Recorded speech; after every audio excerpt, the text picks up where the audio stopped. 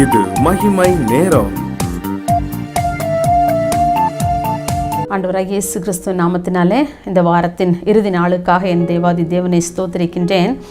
இந்த இறுதி நாளிலும் கூட நாம் எவ்வாறு ஓட வேண்டும் என்று சொல்லி நாம் சிந்திக்க இருக்கின்றோம். நாம் எவ்வாறு ஓட வேண்டுமா? நமக்கு நியமித்திருக்கிற ஓட்டத்தில் நாம் ஓட வேண்டும். இந்த 3வது நாளில் நாம் பார்த்தோம், பொறுமையுடன் ஓட வேண்டும் என்று சொல்லி, இலக்கை நோக்கி ஓட வேண்டும் என்று சொல்லி, இந்த இறுதி நாளிலே நமக்கென்று நியமித்திருக்கிற ஓட்டத்திலே நாம் ஓட வேண்டும் என்று சொல்லி எபிரேயர் 12ஆம் அதிகாரம் 1ஆம் வசனத்திலே நாம் இவ்வாறு வாசிக்கின்றோம். பாருங்கள், எந்த விளையாட்டுக்களை நாம் எடுத்தாலும் சரி, ஒரு ரன்னிங் ரேஸ் ஆனாலும் சரி, ரில்லே ஆனாலும் சரி, பாருங்கள் ட்ராக் போட்டிருப்பாங்க இல்லையா? விளையாடுகிற பிள்ளைங்களுக்கு அதெல்லாம் நல்லா தெரியும், நாங்கள் சொல்லி தான் தெரியணும் இல்லை. பாருங்கள், அந்த ட்ராக் போட்டிருப்பாங்க. அந்த ட்ராக்கில் மாத்திரம்தான் அவங்க என்ன செய்யணும்? ஓடணும். அந்த ட்ராக்ல மாறி ஓடிட்டாங்கன்னு சொன்னால் அவங்க அந்த இதிலிருந்து என்ன செய்வாங்க? வெளியே தள்ளிடுவாங்க இல்லையா? இதே போல தான் இந்த உலக பிரகாரமான வாழ்க்கைக்கு, ஒரு விளையாட்டுக்கே அப்படி ஒரு ட்ராக் போட்டு ஓட வைக்காங்கன்னு சொன்னால், அப்போ அந்த பரம ராஜ்யத்துக்கு ஓடுகிறவர்களாகிய நாம் எப்படி ஓட வேண்டும்? ஆண்டவர் நமக்கென்று நியமித்திருக்கிற ஓட்டத்தில் மாத்திரமே நாம் ஓட வேண்டும். அப்படி ஓடினால்தான் நம்முடைய வாழ்க்கை ஒரு வெற்றியுள்ள ஒரு கிறிஸ்தவ வாழ்க்கையாக இருக்க முடியும். அருமையானவர்களே, நம்ம நிறைய வேளையில் யோசிக்கிறோம், நம்ம பக்கத்து வீட்டுக்காரங்க எப்படி ஓடுறாங்க, எப்படி வாழ்கிறாங்க, அதை பார்த்து நான் வாழணும். அல்லது நம்மோட வேலை பார்க்குறவங்க எப்படி இருக்கிறாங்க, அல்லது நம்மோட படிக்கிறவங்க எப்படி இருக்கிறாங்கன்னு சொல்லி மற்றவர்களையே உற்று நோக்கி கொண்டே இருக்கிறோம்ல. மற்றவங்கள தான் எப்போ பார்த்தாலும் நம்ம பார்க்குறோம், அவங்களோட கம்பேர் பண்ணி பார்க்குறோம். என்னோட வேலை பார்க்குறவங்க இப்படி இருக்காங்க, பக்கத்து வீட்டுக்காரங்க எப்படி இருக்கிறாங்க, என் கூட படிக்கிற பிள்ளைங்க இப்படி இருக்கிறாங்க, அவங்க வீட்டில் இப்படி இருக்கிறாங்க, இப்படியெல்லாம் நம்ம கம்பேர் பண்ணியே நம்ம வாழ்ந்து பழகிட்டோம்ல. ஆனால் ஆண்டவர் சொல்கிறாரு, உனக்கென்று ஆண்டவர் நியமித்த ஓட்டத்தில், அவர் உனக்கு என்ன நியமித்திருக்கிறாரோ அந்த ஓட்டத்தில் நீ ஓடுன்னு சொல்லி, கடந்த ஆண்டில் என்னுடைய மகனுடைய திருமணம் ஆண்டவர் மிக நேர்த்தியாக நடத்தி கொடுத்தார். பாருங்கள், திருமணத்துக்கு முன்பதாக நான் நிறைய ஆலோசனைகள் பெரியவங்கள்ட்டெல்லாம் கேட்பேன், என் குடும்பத்தாரிடத்தெல்லாம் கேட்பேன். ஆனால் நான் முடிவாக ஆண்டோட பாதத்தில் அமருவேன். ஆண்டவரே, இந்த காரியத்தை இவங்கெல்லாம் இப்படி சொல்கிறாங்க, ஆனால் எனக்கு தெரியலை, பாதை எப்படி நான் செய்யணும், அந்த காரியத்தை நான் எப்படி நிறைவேற்றணும்னு எனக்கு தெரியலைன்னு சொல்லி ஆண்டோடைய பாதத்தில் தான் போய் அமருவேன். ஆண்டவர் எனக்கு என்ன கற்றுக் கொடுக்கிறாரோ அதை மாத்திரம் செய்வேன்.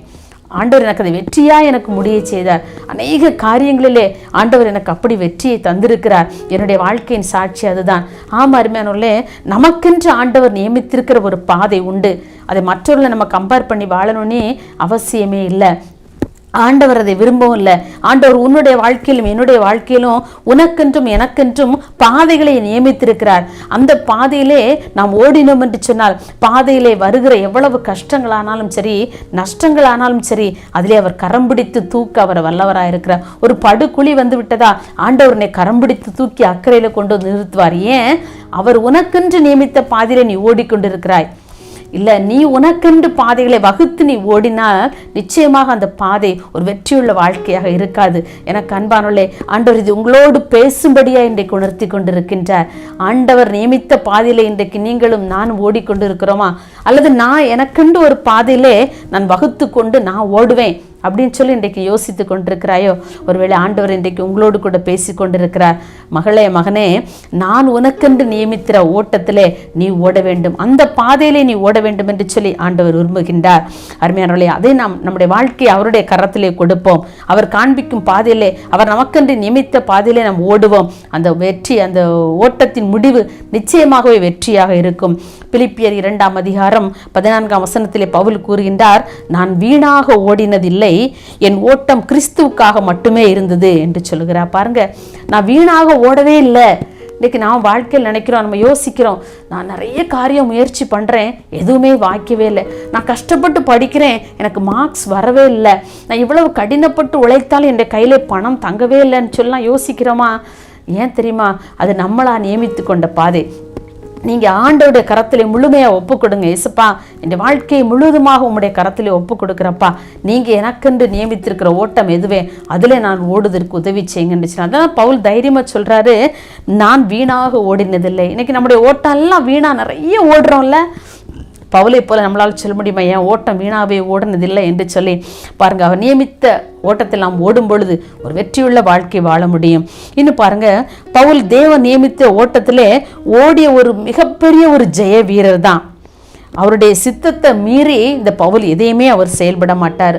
பாருங்கள், என்னுடைய திருமணத்திற்கு முன்னான வாழ்க்கையெல்லாம் நான் யோசித்து பார்ப்பேன். நான் அடிக்கடி ட்ராக் மாறி மாறி நான் ஓடின நாட்கள் எல்லாம் உண்டு. ஆனால் ஆண்டவர் அங்கங்கே அடித்து என்னை என்னுடைய ட்ராக்ல ஓடும்படியாக வைத்திருக்கிறார்.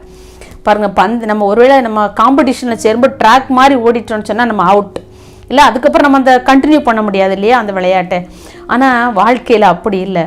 நான் எத்தனையோ முறை எத்தனையோ ட்ராக்லலாம் ஓடி இருக்கிறேன். ஆனால் பாருங்கள், ஆண்டவர் அங்கங்கே அடி எனக்கு நல்லா கொடுத்து என்னை அவருடைய ட்ராக்லே ஓட வைத்திருக்கிறார். இன்றளவும் நான் அவருடைய பாதையிலே ஓடும்படியான கிருபையை கொடுத்திருக்கிறார். நான் அல்ல, எனக்குள் வாழ்கின்ற அவரே என்னுடைய பாதையை நியமித்து நான் அவருடைய ட்ராக்ல ஓடும்படியான ஒரு கிருபையை ஆண்டவர் கொடுத்திருக்கின்றார். எனக்கு அப்படிப்பட்ட கிருபை தந்த ஆண்டவர் இன்றைக்கு கலங்கி நிற்கிற ஒவ்வொருவரைக்கும் ஆண்டவர் அப்படிப்பட்ட கிருபைகளை தர வல்லவராயிருக்கின்றார்.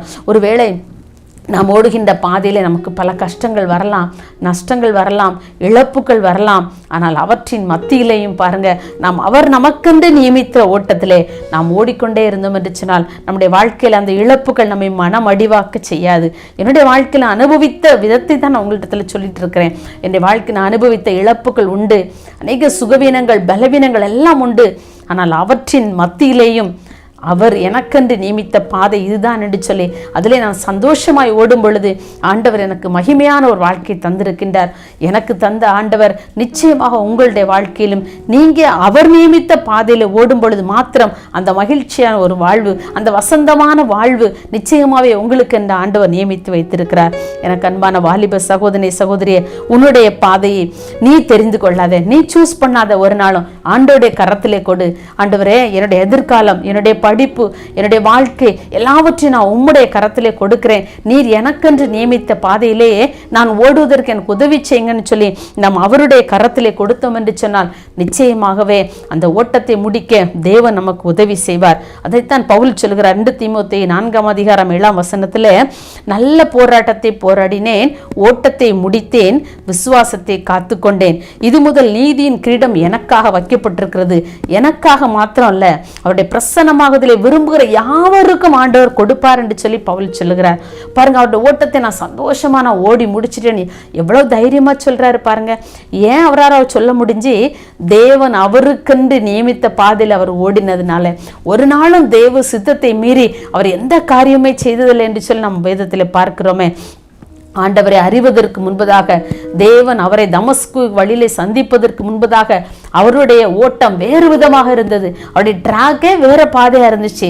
ஆனால் ஆண்டவர் அவரை சந்தித்த பிறகு, அவர் தன்னை முழுமையாக ஆண்டவருக்கு என்று அர்ப்பணித்த பிறகு அவர் நியமித்திருக்கிற ஓட்டத்திலேயே அவர் ஓடி அவர் இறுதியாக சொல்லுகிறார், எனக்கு நான் நல்ல போராட்டத்தை நான் போராடினேன், என்னுடைய ஓட்டத்தை முடித்தேன் என்று சொல்லி. இன்றைக்கு ஒருவேளை நம்முடைய கடைசி காலங்களில் நாம் இவ்வாறாக சொல்ல முடியுமா? என்னுடைய நல்ல போராட்டத்தை நான் போராடினேன், என்னுடைய விசுவாசத்தை நான் காத்துக்கொண்டேன், எனக்காக ஆண்டவர் ஜீவ கிரீடத்தை வைத்திருக்கிறார் என்று சொல்லி இன்றைக்கு உங்களால் என்னால் கூற முடியுமா? அப்படிப்பட்ட நல்ல ஓட்டத்தை நாம் ஓடுவதற்கு ஆண்டவர் கிருபை தர வேண்டும். நிச்சயமாகவே அவருடைய கரங்களிலே நாம் முற்றிலுமாக கொடுக்கும் பொழுது நிச்சயமாக ஆண்டவர் அப்படிப்பட்ட கிருபைகளை தருவார். அப்படிப்பட்ட கிருபைகளை பெறுவதற்காக நாம் ஒரு நிமிடம் அவரை நோக்கி ஜெபிப்போம். அன்புள்ள தகப்பனே, இந்த அருமையான இறுதி நாளின் நல்ல காலை வேளைக்காக உமக்கு நாங்கள் நன்றி செலுத்துகிறோம். ஆண்டவரே, நீர் எங்களுக்கென்று நியமித்த பாதையிலே நாங்கள் ஓடுவதற்கு கர்த்தர் எங்களை பலப்படுத்தும்படியாக ஜெபிக்கிறோம்.